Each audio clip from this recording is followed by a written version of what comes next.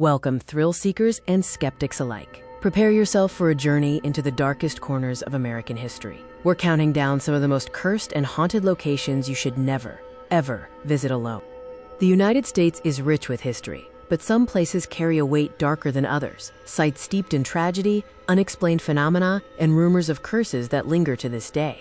While the allure of these haunted places is undeniable, they aren't just spooky stories. Many visitors report feeling overwhelming dread, seeing apparitions, or experiencing things they simply can't explain. Remember this rule: safety in numbers. The emotional and psychological impact of these locations can be intense, and having someone else there isn't just for comfort, it's for security. Our first stop is the Myrtles Plantation in St. Francisville, Louisiana, often cited as one of the most haunted homes in America. This antebellum estate has witnessed at least 10 murders and is allegedly built on an ancient Native American burial ground. The history here is deeply tragic, and the resident spirits seem to reflect that pain. The most famous ghost is Chloe, a former slave wearing a green turban.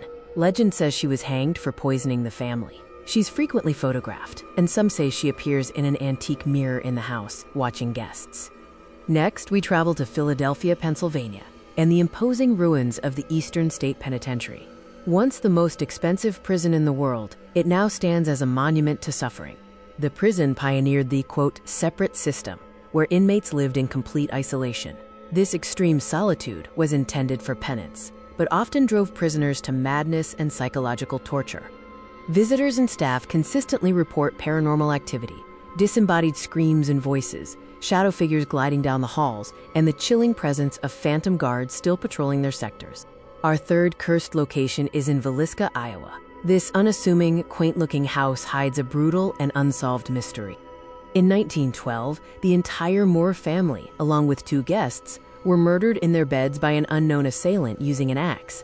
The crime remains unsolved, and the tragedy seems to have trapped the victims within its walls.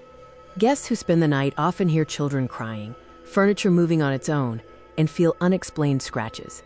The sheer terror surrounding the murders makes this house a hotspot for negative energy.